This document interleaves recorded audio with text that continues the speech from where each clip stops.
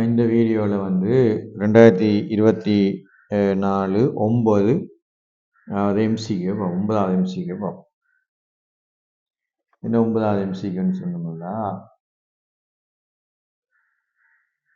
ஒரு வானியல் தொலைக்காட்டி இயல்பான செப்பஞ்செய்கையில் உள்ளது.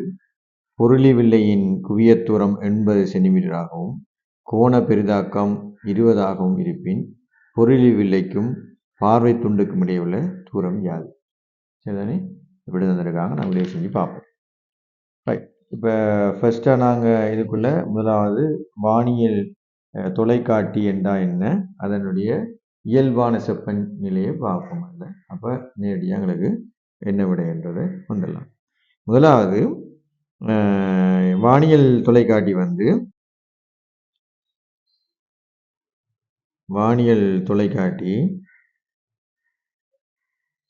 வந்து 2 குவிவு வில்லைகளை வச்சு உருவாக்கப்படுறது.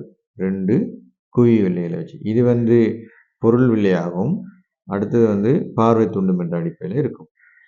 சரி, இப்போ என்ன செய்யணும்னு சொன்னால், ஒரு கதிர் ஒன்று எங்களுக்கு ஒரு மையத்தினூடாக வர மாதிரி நாங்கள் யோசிப்போம். இந்த மையத்தினூடாக வர கதிர் என்ன செய்யும்? நேரடியாக இது வந்து ஒரு மையத்தினூடாக வர கதிர் எங்கேருந்து வருதுன்னு சொல்லி சொன்னால், நேரவே நாங்கள் பார்க்கலாம். ஒரு எங்கேருந்து வருது? ஒரு முடிவெளியிலேருந்து வர ஒரு அமைப்பாக இருக்குன்னு வச்சுக்கொள்ளுமே. இங்கே வந்து முடிவெளியிலேருந்து வருது. வார கதிர் நேரடியாக எங்கே விழும்? ரைட், எஃப்ல வந்து விழும். இது முடிவெளியிலேருந்து வரும். இப்போ தமக்குள் சமாந்திரமாக வருகிற கதிர் என்று வச்சுக்கொள்ளாமே. அப்படியும் ஒன்று எடுக்கலாம். இல்லை இப்படி ஒரு சமாந்திரமாக எடுத்தேன்னு சொன்னால், இந்த கதிர் கட்டாயமாக எங்கே இருக்கும்? ரைட், அந்த எஃப்ன்ற தளத்தில் வந்து விழும். அப்போ இப்படி ஒரு அமைப்புன்னு வச்சுக்கொள்ளும்.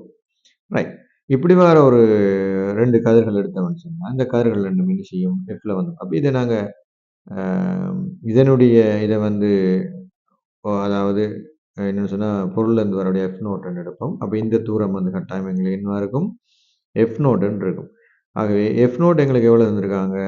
80 சென்டிமீட்டர் என்ற ஒரு இதை வந்து தந்திருக்கிறாங்க. ரைட், அளவு தந்திருக்கிறாங்க. அதுக்கு பிறகு இது வந்து ஒரு பார்வை, அதாவது இயல்பான ஒரு செப்ப நிலையில் எப்படி இருக்கும் என்றது வந்து எங்களுக்கு தெரிஞ்சிருக்கணும் கட்டாயமாக. இயல்பான செப்பநிலைன்னு சொல்லும்போது இங்கேருந்து வார கதிர் கட்டாயமாக என்ன செய்யும்னு சொல்லிச்சுன்னா, மீண்டும் அதாவது இந்த கதிர்வீச்சு இதில் வந்து பார்த்தோம்னா, இதே அதில் ஒரு இதில் வார கதிர்ன்னு வச்சுக்கணும். எங்கள் மையத்தினூடாக போகிற கதிர், அதாவது ஒளியியல் மையத்துக்குள்ளால் போகிற கதிர் மாதிரி இதை நாங்கள் அசம்பிள் பண்ணிக்கொள்வோம். இருந்தாலும் இந்த கதிர் வந்து நேரடியாக இங்கே பட்டாலும் எங்களுக்கு இதில் தான் அந்த பார்வைத்தினுடைய பிம்பத்தினுடைய அமைப்பு இருக்கும். ஏன்னா இது விழுந்து திருப்பி முறிஞ்சி திருப்பி இதுக்கு சமாந்தரமாக போகும். ஏன்னா முடிவெளிக்கு தானே போகுது பிம்பம்.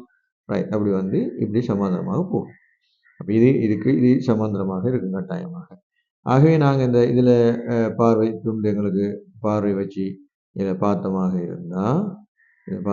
இருந்தால் எங்களுக்கு இது கதிர் வந்து என்ன செஞ்சிருக்கும்?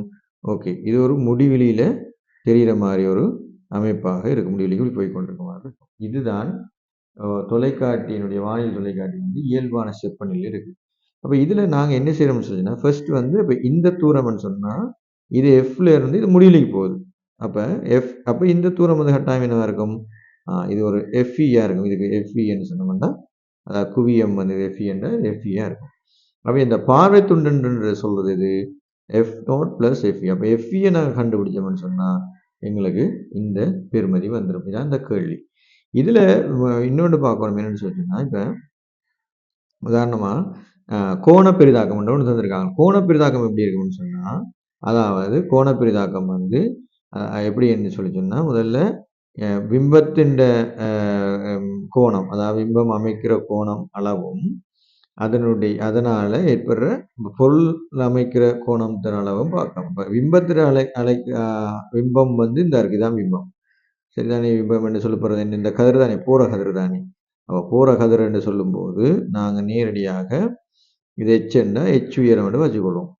சரி, அப்போ இதுதான் அது. அப்போ எவ்வளவுன்னு தெரியாது, ஆனால் இந்த கதிர்க்குள்ள தான் போகுது. அடுத்தது பாருங்க, அடுத்தது இது வந்து என்ன செய்யும்? சரி அப்படி இல்லாட்டி இங்கேருந்து வர மீனாகும். இதை நாங்கள் ஒரு பீட்டான்னு போட்டோம்னு சொன்னால் இதுவும் பீட்டா என் பார்வையோட இருக்குது. இது பொருளோட இருக்கிற அமைக்கிற கோணம். இது ஆல்ஃபான்னு போட்டோம்னா இதுவும் ஆல்ஃபா. இப்போ இப்போ இது ரெண்டையும் நாங்கள் பார்க்கும்போது இதில் இருக்கிற இதை ரெண்டையும் பார்த்தோம்னா இது பாருங்க கோண உருப்பெருக்கம் எப்படி இருக்குன்னா கோண உருப்பெருக்கம் வந்து எங்களுக்கு பிம்பத்தில் வார இந்த கோணத்தின் உருப்பெருக்கம் அதாவது பிம்பத்தின் வார கோண உருப்பெருக்கம் கோண உருப்பெருக்கத்தின் அளவின்கள் கோணத்தின் அளவின்கள் அமைக்கிற கோணத்தின் அளவின்கள் பொருள் வந்து அமைக்கிற கோணம் ஆல்ஃபா. இதன் உண்மையான கோண உருப்பெருக்கம் என்று சொல்லுவோம். இந்த சாம்பாடு கோண உருப்பெருக்கம். இதை நாங்கள் பிறகு எப்படி செய்யறோம்னு சொன்னீங்கன்னா இது ரெண்டுக்கும் சார்பு நிலையாக tan எடுக்கிறோம். அப்போ கோண உருப்பெருக்கத்துக்கு நான் ஒரு m என்று போட்டேன்னா சரி இங்கே வந்து பார்த்தோம்னா m ஈக்குவல் tan பீட்டா எங்கள் tan ஆல்ஃபா. இப்போ tan பீட்டாக்கு என்ன எழுதலாம்? எதிர்பக்கம் இந்த இருக்கு பார்த்தீங்களா? அப்போ எதிர்பக்கத்தின் அயல் பக்கம் என்ன வரப்போகுது எங்களுக்கு? எஃப்இ தான் இதில் வரப்போகுது. அப்போ எதிர்பக்கத்தின் அயல்பக்கம் எதிர்பக்கம் ஹெச்ன்னு எடுத்தோம்னா அயல் பக்கம் எஃப்இ என்று வரும். ரைட் பிரித்தல்.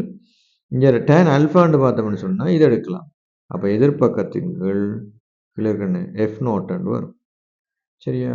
இப்போ இந்த பெருமதி எங்களுக்கு தந்திருக்காங்க எவ்வளவாம்? 20 தந்திருக்காங்க. 20.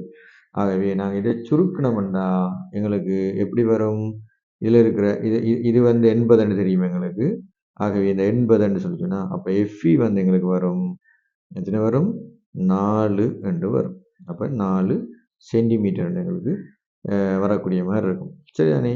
ஏன் இது 80 இருக்கும், இது 80. ஓகே, தலைகளாக வெட்டுப்பட்டால் இது 20 நேரடியாக எங்களுக்கு 4 வரும். அப்போ எங்களுக்கு என்ன கேள்வி என்ன கேட்டது? பொருளி வில்லைக்கும் பார்வை துண்டுக்கும் உள்ள தூரம். அப்போ இதைத்தான் கேட்டவங்க. அப்போ பொருளி வில்லைக்கும் பார்வை துண்டுக்கும் இடைப்பட்ட தூரம் என்னவா இருக்குது? 80/4 வரும். அப்போ மொத்தமாக என்ன வரும்? 84 சென்டிமீட்டர் எங்களுக்கு கூட வரும். இப்போ இந்த 84 சென்டிமீட்டர் எத்தனாவது விடையாக இருக்குன்னு பார்த்தோம்னு சொன்னால் விடை வந்து 3வது விடையாக இருக்குது.